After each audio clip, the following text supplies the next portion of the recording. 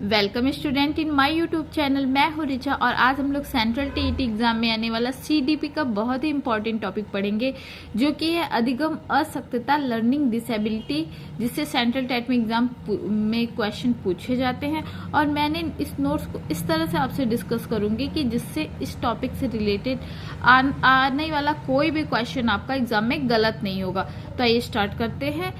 पढ़ने लिखने, मौखिक अभिव्यक्ति, शब्दों की वर्तनी करने तथा गणित एवं तर्कशक्ति को समझने आदि की क्षमता या योग्यता में कमी को अधिगम अक्षमता कहते हैं।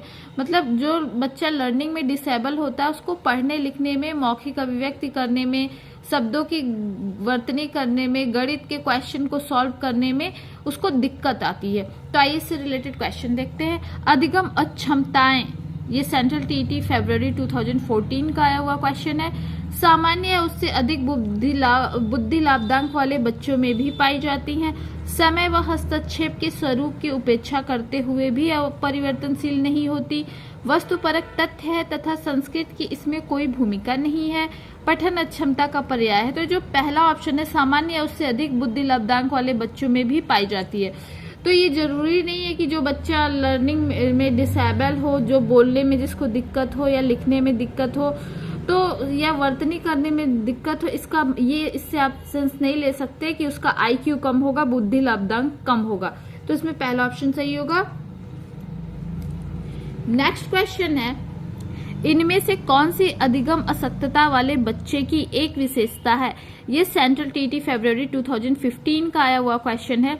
50 से नीचे की बुद्धि लब्धि, धारा प्रवाह रूप से पढ़ने व शब्दों को पलट कर जाने में कठिनाई, अन्य बच्चों को धमकाने तथा आक्रामक कार्यों में लगे रहना, और चौथा ऑप्शन है एक ही प्रकार की गत्यात्मक क्रिया को बार बार दोहराना। तो इसमें तो जो है बच्चे को क्या होता है, पढ़ने में, लिखने में, बोलने में दिक्कत होती है लर्निंग डिसेबिलिटी में। तो इसमें दूसरा ऑप्शन सही होगा कि धारा प्रवाह रूप से पढ़ने तथा शब्दों पर पलट कर जाने में कठिनाई होती है। नेक्स्ट क्वेश्चन है जो सेंट्रल टीईटी 2019 में आया हुआ है। एक विद्यार्थी कक्षा में निम्नलिखित लक्षण प्रदर्शित करता है। पहला, पढ़ने के प्रति चिंता। दूसरा है शब्दों या अक्षरों को पहचानने में कठिनाई। तीसरा है निम्न स्तरीय शब्दावली कौशल। और चौथा है पहले पढ़े हुए पाठ को समझने या याद करने में कठिनाई। तो ये किसके सूचक हैं? पहला है मानसिक क्षति वाले विद्यार्थी के, दूसरा है एक स्वलीन विद्यार्थी के, तीसरा ऑप्शन है एक सृजनात्मक विद्यार्थी के, और चौथा है ये अधिगम असक्तता वाले विद्यार्थी के। तो इसमें चौथा ऑप्शन सही होगा कि ये सब जो है अधिगम असक्तता वाले विद्यार्थी के सूचक हैं। आइए अब हम लोग अधिगम के प्रकार को जान लेते हैं। अधिगम असक्तता के प्रकार, तो अब इसके टाइप्स को हम डिस्कस करेंगे। तो पहला है मौखिक रूप से व भाषा संबंधी अक्षमता। ये दो तरह की होती है, अफेजिया और डिस्फेजिया। आइए अब जानते हैं अफेजिया क्या होती है। अफेजिया, इससे पीड़ित छात्र मौखिक रूप से सीखने एवं अपने विचारों को अभिव्यक्ति प्रदान करने में कठिनाई का अनुभव करते हैं। और डिस्फेजिया में क्या होता है, मस्तिष्क में क्षति के कारण बातचीत करने में आंशिक या पूर्ण अक्षमता को डिस्फेजिया कहते हैं। डिस्फेजिया में मस्तिष्क में क्षति के कारण जो है बच्चे को बोलने में, बातचीत करने में दिक्कत होती है। और अफेजिया में बच्चे को मौखिक रूप से सीखने एवं अपने विचारों को अभिव्यक्ति करने में दिक्कत होती है। अब अफेजिया में क्या होता है, जैसे बच्चा मान लीजिए उसको कोई टीचर कह दिया क्लास में रीडिंग लगाओ, या उसे कोई भाषण देने के लिए कह दिया गया, या उससे किसी टॉपिक पे बोलने के लिए कह दिया गया, या किसी भी तरह से उस बच्चे को मौखिक रूप से बोलने में और अपने विचारों को एक्सप्रेस करने में, व्यक्त करने में अफेजिया से पीड़ित बच्चे को दिक्कत होती है। और डिस्फेजिया से पीड़ित बच्चे को मस्तिष्क में क्षति के कारण बातचीत करने में आंशिक व पूर्ण अक्षमता होती है। तो ये दोनों जो है मौखिक रूप से सीखने व भाषा संबंधी अक्षमता है। अब नेक्स्ट जो है पढ़ने में अक्षमता, ये भी दो तरह की होती है, अलेक्सिया और डिसलेक्सिया। अलेक्सिया क्या होती है? अलेक्सिया, इसे शब्द अंधता या पाठ्य अंधता भी कहते हैं। इसमें भी बच्चे को पढ़ने में दिक्कत होती है, बच्चा पढ़ नहीं पाता है सही से। और डिसलेक्सिया, डिसलेक्सिया बहुत ही इम्पोर्टेंट है, इससे क्वेश्चन आता ही आता है। ये जो लर्निंग डिसेबिलिटी है, डिसलेक्सिया, इस अधिगम असक्तता में बालक को पढ़ने में कठिनाई होती है क्योंकि वह कई शब्दों के कुछ अक्षरों जैसे बी एवं डी में विभेद नहीं कर पाते। डिसलेक्सिया में से पीड़ित बच्चे स और वॉज, न्यूक्लियर और अनक्लियर में अंतर नहीं कर पाते। तो अब इसमें क्या होगा, जैसे सा लिखा है, वॉज लिखा है, तो बच्चे को ये इसमें सा में और वॉज में डिफरेंस करने में, न्यूक्लियर में अनक्लियर में डिफरेंस नहीं कर पाता है डिसलेक्सिया से पीड़ित बच्चा। जैसे वो बी व डी में डिफरेंस नहीं कर पाता है। तो ये एक पढ़ने से संबंधित अक्षमता है। इससे देखिए सेंट्रल टीटी में क्वेश्चन आया हुआ है, डिसलेक्सिया मुख्य रूप से डैश की समस्या से संबंधित है। ये सेंट्रल टीटी 2012 में आया हुआ क्वेश्चन है। सुनने की, पढ़ने की, बोलने की व बोलने व सुनने की। तो जो डिसलेक्सिया है वो पढ़ने से संबंधित अक्षमता होती है, तो उसमें दूसरा ऑप्शन जो है सही होगा।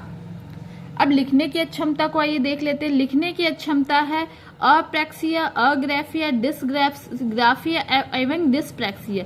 अप्रैक्सिया में भी बच्चे को लिखने में दिक्कत होती है, और जो है अग्राफिया में भी बच्चे को लिखने में प्रॉब्लम होती है बच्चों को, ये भी लिखने से संबंधित विकार है। और डिसप्रैक्सिया में क्या होता है, डिसप्रैक्सिया में बालक के मस्तिष्क में क्षति के कारण हाथ एवं आंखों के बीच समन्वय एवं संतुलन स्थापित नहीं कर पाते हैं।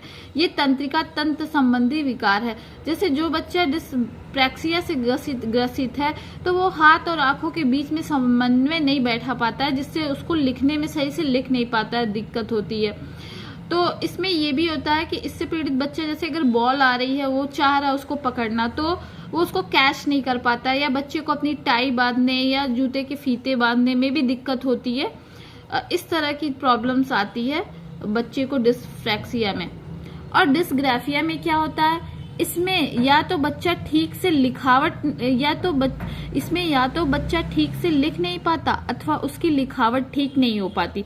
सामान्यतः इसका कारण हाथ, हथेली या अंगुलियों से संबंधित गड़बड़ियां होती हैं। तो इसमें क्या होता है, जैसे बच्चा कोई वर्ड यहाँ लिखा, कोई वर्ड यहाँ लिख देगा, कोई वर्ड बहुत छोटा लिखा, कोई बहुत बड़ा लिख देगा, कोई लाइन के ऊपर लिखा, कोई नीचे लिखा, कोई बीच में लिखा, मतलब उसकी लिखावट जो है उल्टी सीधी होती है। तो ये होता है डिसग्राफिया। अब डिस्थीमिया की चर्चा करते हैं। तो डिस्थीमिया क्या होता है, डिस्थीमिया गंभीर तनाव की अवस्था को कहा जाता है। गंभीर तनाव की मतलब डिस्थीमिया से ग्रसित बच्चा जो है वो तनाव में रहता है, गंभीर तनाव में, और उसकी मनोवृत्ति जो होती है वो निम्न रहती है। अब जब कोई तनाव में रहेगा तो सामान्य सी बात है, जाहिर सी बात है कि उसकी पढ़ाई लिखाई पे उसका बुरा प्रभाव पड़ेगा। एक तरह से बच्चा डिप्रेस रहता है, इस अधिगम विकार से ग्रसित बच्चा। और पांचवा है डिसमॉर्फिया।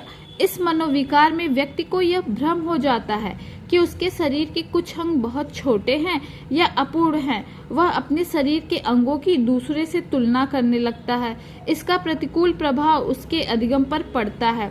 तो जो बच्चा डिसमॉर्फिया से ग्रसित रहता है उसको ये लगता है कि उसके शरीर का कुछ अंग बहुत छोटा है, कुछ अंग बहुत बड़ा है, तो अपने को वो मिरर में देखता है, अपनी जो है दूसरों से कंपैरिजन करता है। तो एक तरह से ये भ्रम की स्थिति होती है डिसमॉर्फिया। तो इसका भी प्रतिकूल प्रभाव जो है बच्चे के लर्निंग पे यानी अधिगम पे पड़ता है।